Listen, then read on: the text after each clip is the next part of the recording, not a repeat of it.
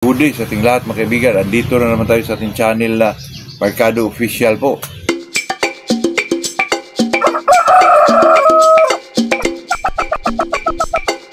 Kasi mga kaibigan, may nag-ano sa akin dito mga kaibigan na sabi niya, boss, totoo ba boss na yung mga manok na medyo may puti sa tinga ay kulang sa tapang daw? Dati pa yan mga kaibigan. Totoo naman yan mga kaibigan kasi may manok kasi ako dati mga kaibigan. Yung manok na yun mga kaibigan ay tinatawag nilang bluefish po. Yung mga bluefish mga kaibigan, kalimitan po may mga puti dito mga kaibigan. Totoo yan dati. Kasi ang bluefish may pagka-gray yung mukha parang kung sa ano ba mga kaibigan, yung Bisaya pa, luspad ba? Yun naman talaga dati mga kaibigan. Pag luspad yung manok mo, sabihin, Texas talaga yan. Yung mga dati pa ba, yung noong unang panahon pa. Kasi ang uso dati mga kaibigan, yung bluefish talaga. Totoo yan mga kaibigan. At saka yung mga bluefish na yun, yung na dumating sa lugar namin, may kalimitan sa kanila mga kaibigan ay may mga dito mga kaibigan, may mga puti po. Kasi sa lugar namin sa Mindanao po, doon sa tinatawag nila Tubod Likod, may mga taga Bacolod doon mga kaibigan. Pag magdala dyan ng magdala ng manok galing Bacolod, isabi la Texas, pero napaka po dito mga kaibigan, yung medyo maputla. Yun talaga sinasabi lang Texas dati mga kaibigan. Pag pala yun mga kaibigan, yung bluefish pala yun. Tayo naman dati medyo bata-bata pa tayo, mga manok natin mga kaibigan ay manok manok banggira lang po. Yung manok sa mga mga kaibigan, yung sa hugasan ng plato, yung sa ilalim, yung makakain ng kanin, yun ang manok natin dati mga kaibigan. Pero wala pang mga kabilyada o gold dati mga kaibigan. Kaya dati noong unang panahon pa rin yan mga kaibigan, na yung kaibigan ko, yung mentor ko na medyo matanda na, yung may puti daw dito ay medyo kulang daw sa tapang mga kaibigan. Pero sa nagdaan ng mga panahon mga kaibigan, ngayon na po ang dami na pong yung puti ang tinga, nako, kasahan mo yan kasi kulang sa tapang, nako, patay ka dyan mga kaibigan. Kasi ang dami na, mayroong mga medyo matatapang, yung gal, may mga puti dito minsan, yung claret, paano mo pa yan mga kaibigan. Pero sa naanuhan natin mga kaibigan, sa ating naranasan po, sa mga usap-usapan po, sa mga medyo sa bungiro mga kaibigan, ay medyo talagang makarinig ka ng ganyan po.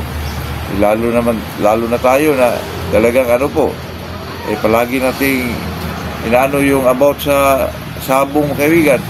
Imposible naman na hindi natin malaman yun, na yung puti sa tinga na medyo kulang sa tapang. Pero nowadays mga kaibigan, mahirapan ka na po kasi lahat ng bloodline, mga sweaters, may mga puti na minsan dito, yung sa tinga.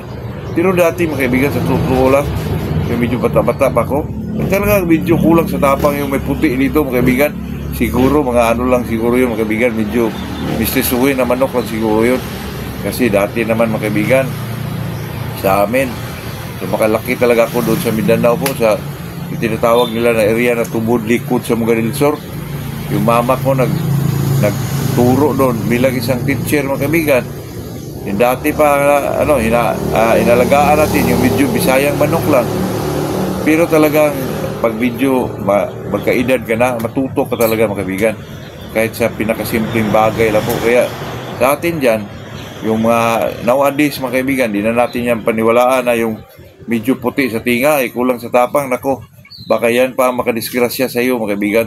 Alam nyo na, ito talagang magmamanok mga kaibigan. Di na natin yung tingnan yung puti ang tinga, tingnan na lang natin yung palo ng isang manok po, na talagang isang palo ka lang mga kaibigan, cutting ba mga kaibigan. Kasi ang pinag-usapan kasi dati mga kaibigan, bata pa ko, pag makita akong gumaganon yung manok, kasi dati bihira ka lang makita ng mga nag-ayag bibi mga kaibigan. Kasi dati po medyo misisuhin na manok lang po. Pag medyo makakita ka ng may mga kaibigan, may medyo mag-aayag po o nagkiskis na manok, nako, talagang tuwang-tuwa ka po na, nako, grabe ang manok na yun. Pero ngayon mga kaibigan, parang parang lahat ng manok ay talagang mayroong mga ganyan na po. Pero hindi naman lahat, lalo na pag sweaters mga kaibigan, may mga kiskisan talaga po. Yun lang mga kaibigan, yun lang ating pag-usapan sa araw na to. Talagang ganun lang mga kaibigan, na itong isang magmamanok po ay kailangan talaga natin na mag-observe mga kaibigan sa lahat ng bagay po, lalo na sa about sa conditioning. Kasi sa conditioning mga kaibigan, dito talaga ako medyo nagustuhan ko talaga about sa lahat po, sa mag-alaga ng sisiw, sa conditioning talaga mga kaibigan, kasi dito tayo mas medyo sumaya po, lalo na pag medyo mananalo yung manok natin. Ako, talagang hangang-hanga tayo mga kaibigan, lalo na pag ikaw talaga ang nagkondisyon sa manok mo, medyo matutuwa ka talaga mga kaibigan, at saka medyo may pride sa sarili mo ba na nanalo to dahil sa pagkondisyon ko, ganon. Saka tayo mga kaibigan, kahit mga napakasimple na bagay lang po, kahit sa mga palagi na itong pinabalik-balik na mga kaibigan, yung about sa mga multivitamins mga kaibigan, yung iba medyo nagagalit na sa atin, pabalik-balik na daw. Pero kasi mga kaibigan, ang dami nagpapasalamat mo tungkol dyan. Kasi yung iba, kahit ilang bisis ko na binabalik mga kaibigan, ay talagang magtanong pa rin na, boss, ano mo talaga gamit mo? Enerbon B12? Ribicon B22? Kasi yan mga kaibigan, dalawang pares yan. Enerbon sa B12, yan ay pares mo. Ribicon sa B22, wala nang ihalo yan mga kaibigan. Tingnan nyo lang yun sa vlog ko mga kaibigan, yung talagang about sa multivitamin sa dalawang pares mga kaibigan. Yun na talaga, wala nang ihalo pa na injectable o ano man yun. Depende na lang sa inyo kung haluan nyo. Pero sa akin mga kaibigan, napakaswak na po. Enerbon B12, Ribicon B22, wala ka nang iba pang ibigay mga kaibigan. Pero makikita mo talaga ang performance isang manok na grabe po. Pero pag naman mga kaibigan, medyo tinatamad ka, wala nang iba. Demon driver na po. Yun lang mga kaibigan, yun lang ating mai-share sa araw na to. Magandang umaga sa ating lahat po.